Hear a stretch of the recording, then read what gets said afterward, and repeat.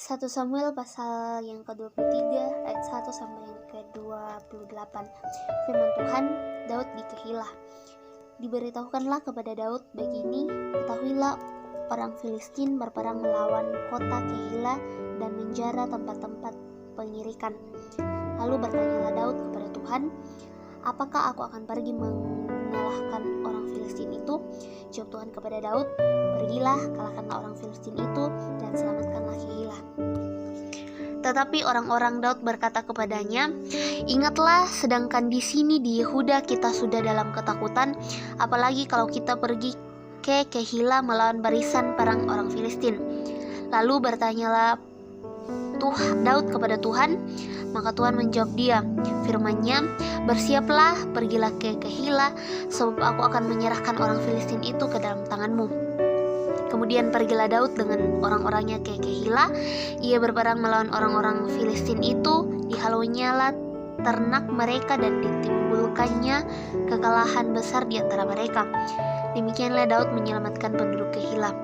Ketika Abiatar bin Amelek melarikan diri kepada Daud ke Kehilah, ia turun dengan membawa efod di tangannya. Kepada Saul diberitahukan bahwa Daud telah masuk Kehilah, lalu berkatalah Saul, Allah telah menyerahkan dia ke dalam tanganku, sebab dengan masuk ke dalam kota yang berpintu dan berpalang, ia telah mengurung dirinya. Maka Saul memanggil seluruh rakyat pergi berperang ke Kehilah dan mengepung Daud dengan orang-orangnya. Ketika diketahui Daud bahwa Saul berniat jahat terhadap dia, berkata ia kepada Imam Abiatar, bawalah efod itu kemari. Berkatalah Daud, Tuhan Allah Israel, hamba-Mu ini telah mendengar kabar pasti bahwa Saul berikhtiar untuk datang ke Kehilah dan memusnahkan kota ini oleh karena aku. Akan diserahkan oleh warga-warga kota Kehilah itu ke dalam tangannya. Akan datangkah Saul seperti yang telah didengar oleh hamba-Mu ini? Tuhan Allah Israel, beritahukanlah kiranya kepada hamba-Mu ini. Maka jawab Tuhan, ia akan datang. Kemudian bertanyalah Daud, akan diserahkan oleh warga-warga kota Kehilah itu ke aku dengan orang-orangku ke dalam tangan Saul? Firman Tuhan, akan mereka serahkan. Lalu bersiaplah Daud dan orang-orangnya, kira-kira 600 orang banyaknya. Mereka keluar dari Kehilah dan pergi ke mana saja mereka dapat pergi. Apabila kepada Saul diberitahukan bahwa Daud telah meluputkan diri dari Kehilah, maka tidak jadilah ia maju berperang. Daud di padang gurun Sif. Maka Daud tinggal di padang gurun, di tempat-tempat perlindungan. Ia tinggal di pegunungan di padang gurun Sif. Dan selama waktu Saul mencari dia, tetapi Allah tidak menyerahkan dia ke dalam tangannya, Daud takut karena Saul telah keluar dengan maksud mencabut nyawanya ketika Daud ada di padang gurun Sif di Koresa. Maka bersiaplah Yonatan anak Saul, lalu pergi kepada Daud di Koresa. Ia menurutkan kepercayaan Daud kepada Allah dan berkata kepadanya, janganlah takut, sebab tangan ayahku Saul tidak akan menangkap engkau. Engkau akan menjadi raja atas Israel dan aku akan menjadi orang kedua di bawahmu. Juga ayahku Saul telah mengetahui yang demikian itu. Kemudian kedua orang itu mengikat perjanjian di hadapan Tuhan, dan Daud tinggal di Koresa, tetapi Yonatan pulang ke rumahnya. Tetapi beberapa orang Sif pergi menghadap Saul di Gibea dan berkata, Daud menyembunyikan diri dekat kami di kubu-kubu gunung dekat Koresa, di bukit Hakila di sebelah selatan padang belantara. Oleh sebab itu, jika tuanku raja berkenan datang, silahkan datang. Tanggungan kamilah untuk menyerahkan dia ke dalam tangan raja. Berkatalah Saul, diberkatilah kiranya kamu oleh Tuhan, karena kamu menunjukkan sayangmu kepadaku. Baiklah, pergi, carilah kepastian lagi, berusahalah mengetahui di mana ia berada dan siapa yang telah melihat dia di sana. Sebab telah dikatakan orang kepadaku bahwa ia sangat cerdik, berusahalah mengetahui segala tempat persembunyiannya. Kemudian datanglah kembali kepadaku dengan kabar yang pasti, dan aku akan pergi bersama-sama dengan kamu. Sesungguhnya jika ia ada di dalam negeri itu, maka aku akan meneliti dia di antara segala ribuan orang Yehuda. Lalu berkemaslah mereka pergi ke Sif mendahului Saul. Daud dan orang-orangnya ada di padang gurun Maon di dataran sebelah selatan padang belantara.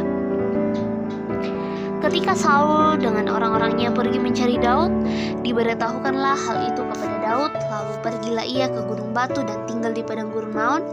Saul mendengar hal itu lalu mengejar Daud di padang gurun Maon. Saul berjalan dari sisi gunung sebelah sini dan Daud dengan orang-orangnya dari sisi gunung sebelah sana. Daud cepat-cepat mengelakkan Saul, tetapi Saul dengan orang-orangnya sudah hampir mengepung Daud serta orang-orangnya untuk menangkap mereka. Ketika seorang suruhan datang kepada Saul dan berpesan, "Segeralah undur sebab orang Filistin telah menyerbu negeri." Maka berhentilah Saul mengejar Daud dan pergi menghadapi orang Filistin. Itulah sebabnya orang menyebut tempat itu Gunung Batu Keluputan. Amin. 1 Samuel pasal 24 ayat 1 sampai ayatnya ke-23. Firman Tuhan, Daud membiarkan Saul hidup. Daud pergi dari sana lalu tinggal di kubu-kubu gunung di En-Gedi. Ketika Saul pulang sesudah memburu orang Filistin itu, diberitahukanlah kepada mereka, "Ketahuilah Daud ada di padang gurun En-Gedi." Kemudian Saul mengambil 3.000 orang yang terpilih dari seluruh orang Israel lalu pergi mencari Daud dan orang-orangnya di gunung batu kambing hutan. Ia sampai ke kandang domba di tepi jalan. Di sana ada gua dan Saul masuk ke dalamnya untuk membuang hajat. Tetapi Daud dan orang-orangnya duduk di bagian belakang gua itu. Lalu berkatalah orang-orangnya kepada Daud, "Telah tiba hari yang dikatakan Tuhan kepadamu, sesungguhnya aku menyerahkan musuhmu ke dalam tanganmu, maka perbuatlah kepadanya apa yang kau pandang baik." Maka Daud bangun lalu memotong punca jubah Saul dengan diam-diam. Kemudian berdebar-debarlah hati Daud karena ia telah memotong punca Saul. Lalu berkatalah ia kepada orang-orangnya, "Dijauhkan Tuhanlah kiranya daripadaku untuk melakukan hal yang demikian kepada tuanku, kepada orang yang diurapi Tuhan, yakni menjamah dia, sebab dialah orang yang diurapi Tuhan." Dan Daud mencegah orang-orangnya dengan perkataan ini. Ia tidak mengizinkan mereka bangkit menyerang Saul. Sementara itu Saul telah bangun meninggalkan gua itu, hendak melanjutkan perjalanannya. Kemudian bangunlah Daud, ia keluar dari dalam gua itu dan berseru kepada Saul dari belakang, katanya, "Tuanku Raja." Saul menoleh ke belakang, lalu Daud berlutut dengan mukanya ke tanah dan sujud menyembah. Lalu berkatalah Daud kepada Saul, "Mengapa engkau mendengarkan perkataan orang-orang yang mengatakan, sesungguhnya Daud mengikhtiarkan celakamu? Ketahuilah pada hari ini matamu sendiri melihat bahwa Tuhan sekarang menyerahkan engkau ke dalam tanganku. Dalam gua itu ada orang yang telah menyuruh aku membunuh engkau, tetapi aku merasa sayang kepadamu dengan pikirku, aku tidak akan menjamah tuanku itu, sebab dialah orang yang diurapi Tuhan.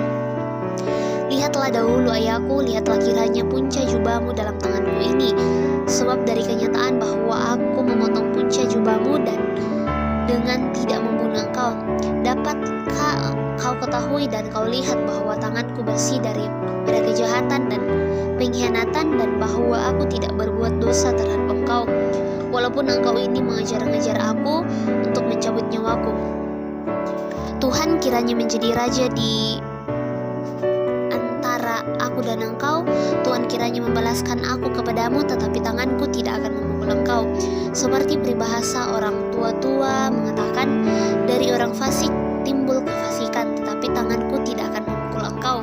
Terhadap siapakah Raja Israel keluar berperang? Siapakah yang kau kejar? Anjing mati, seekor kutu saja.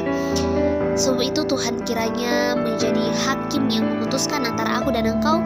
Dia kiranya memperhatikan, memperjuangkan perkara dan memberi keadilan kepadaku dengan melepaskan aku dari tanganmu. Setelah Daud selesai menyampaikan perkataan itu kepada Saul, berkatalah Saul, "Suaramu kah itu, ya anakku Daud?" Sesudah itu dengan suara nyaring menangislah Saul. Katanya kepada Daud, "Engkau lebih benar daripada aku, sebab engkau telah melakukan yang baik kepada aku, padahal aku melakukan yang jahat kepadamu. Telah kau tunjukkan pada hari ini betapa engkau telah melakukan hal yang baik kepadaku. Walaupun Tuhan telah menyerahkan aku ke dalam tanganmu, engkau tidak membunuh aku. Apabila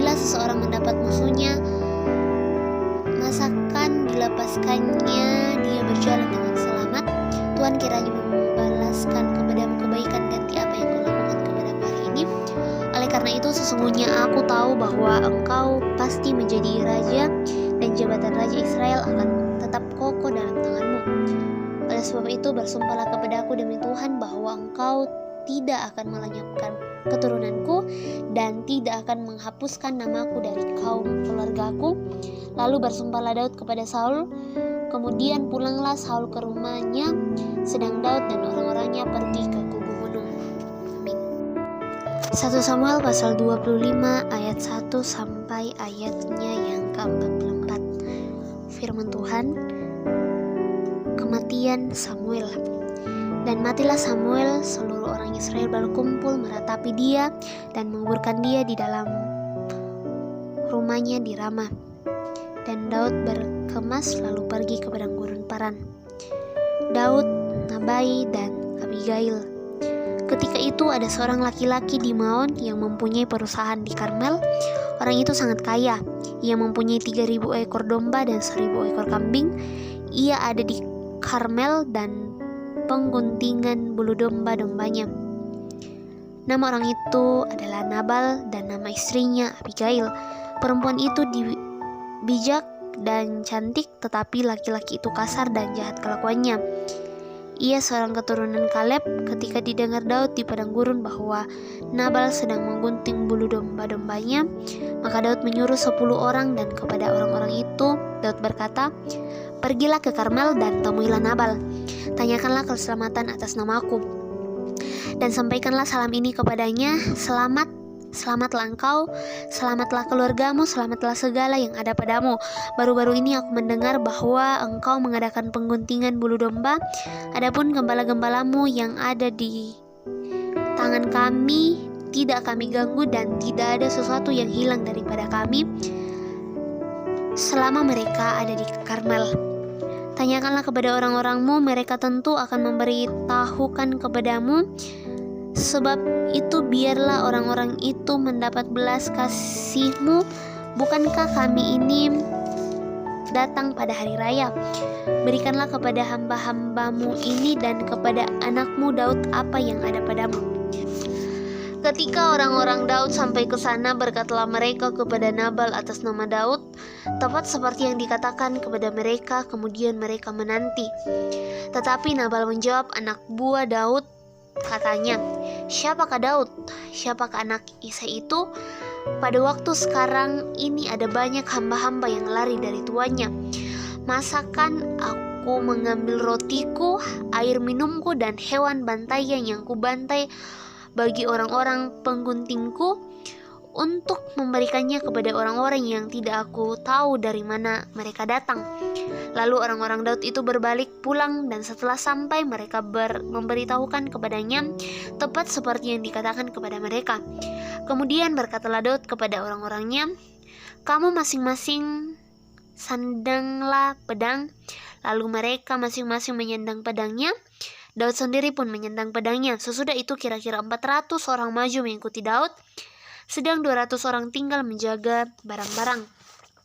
Tetapi kepada Abigail istri Nabal telah diberitahukan oleh salah seorang bujangnya, katanya, "Ketahuilah Daud menyuruh orang dari padang gurun untuk memberi salam kepada Tuhan kita, tetapi ia memaki-maki mereka. Padahal orang-orang itu sangat baik kepada kita. Mereka tidak mengganggu kami, dan kami tidak kehilangan apa-apa selama kami lalu lalang di dekat mereka.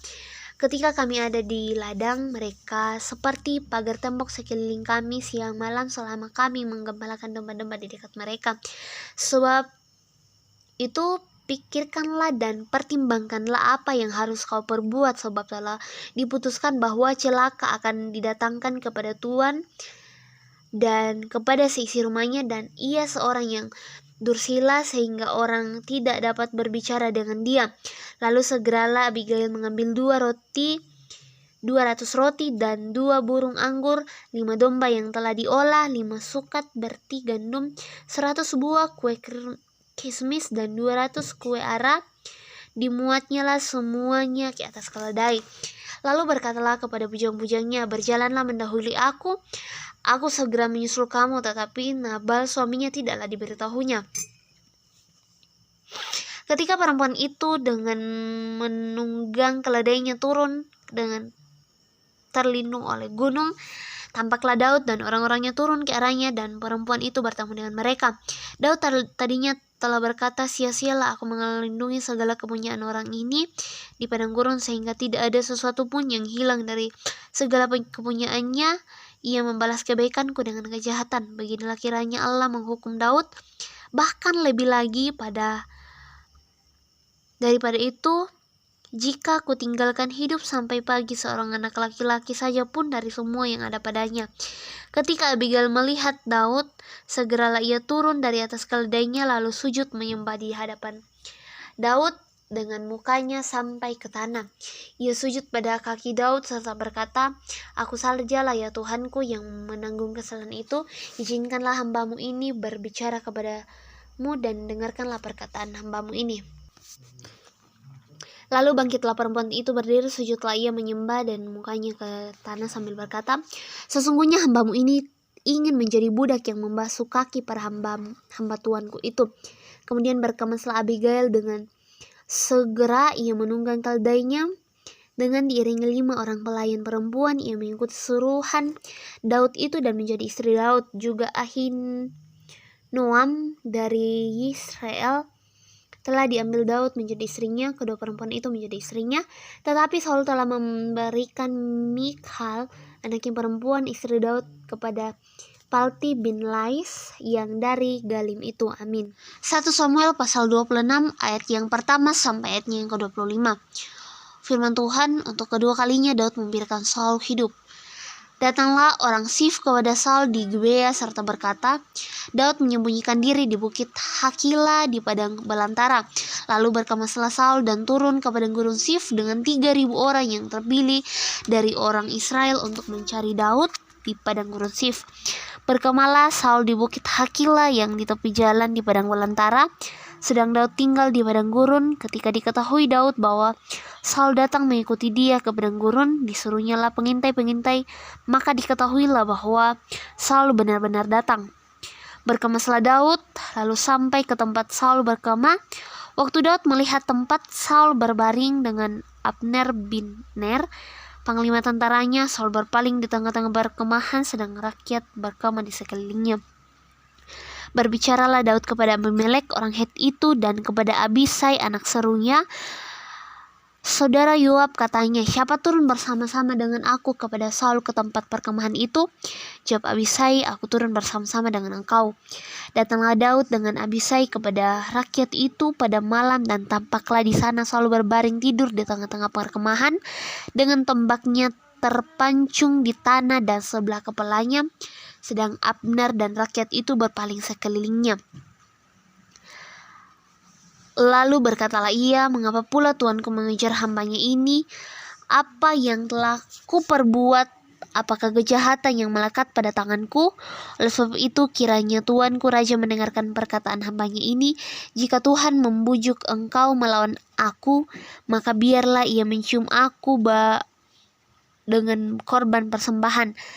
Tetapi jika itu anak-anak manusia, terkutuklah mereka di hadapan Tuhan, karena mereka sekarang mengusir aku sehingga aku tidak mendapat bagian daripada milik Tuhan, dengan berkata, pergilah beribadahlah kepada Allah lain. Sebab itu janganlah kiranya darahku tertumpah ke tanah jauh dari hadapan Tuhan, sebab Raja Israel keluar untuk mencabut nyawaku seperti orang memburu seekor ayam hutan di gunung-gunung.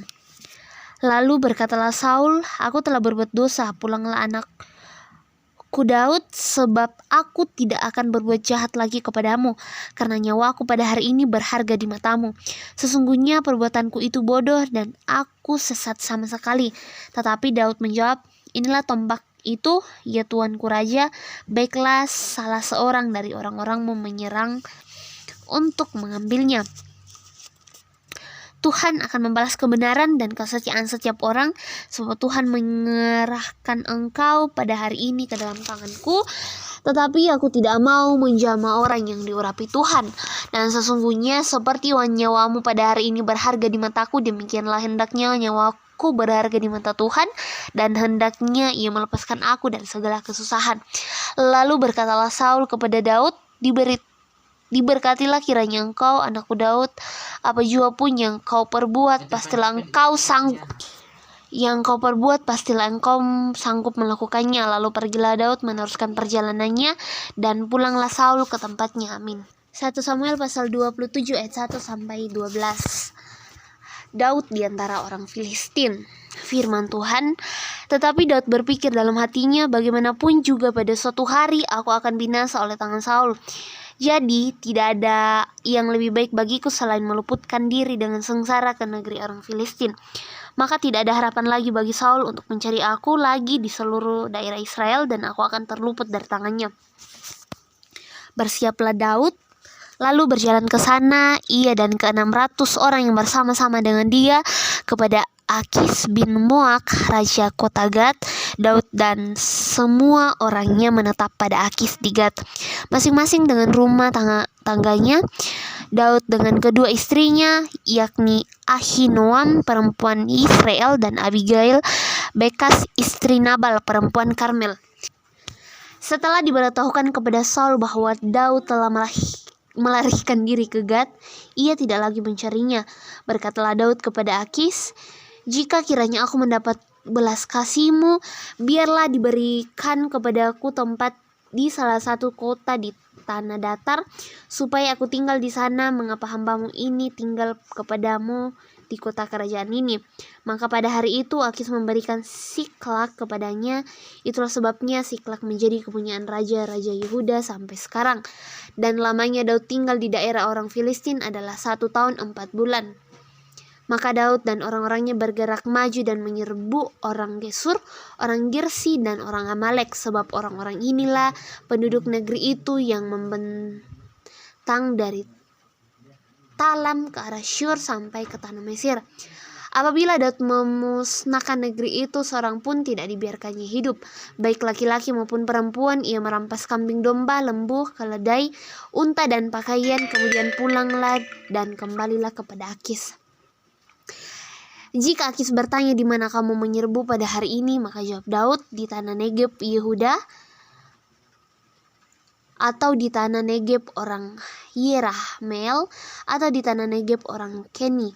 Daud tidak membiarkan hidup seorang pun, baik laki-laki maupun perempuan, untuk dibawa ke Gat, sebab pikirnya jangan-jangan mereka menggembarkan tentang kami dengan berkata, beginilah dilakukan Daud, itulah kebiasaannya selama ia tinggal di daerah orang Filistin.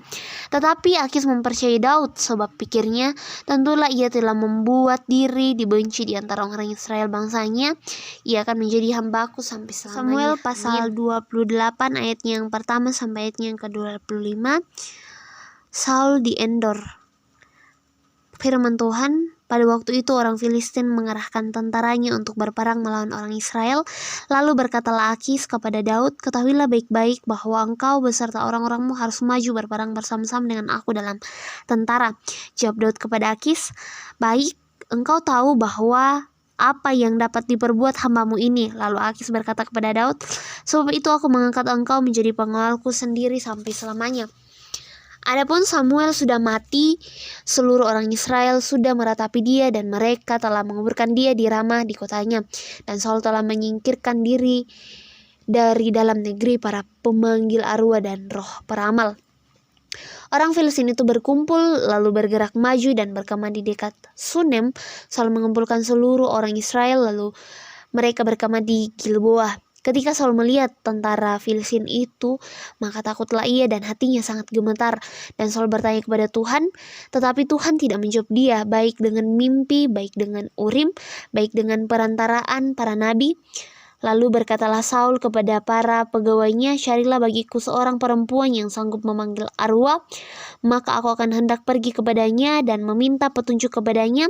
Para pegawainya menjawab dia, di Endor ada seorang perempuan yang sanggup memanggil arwah.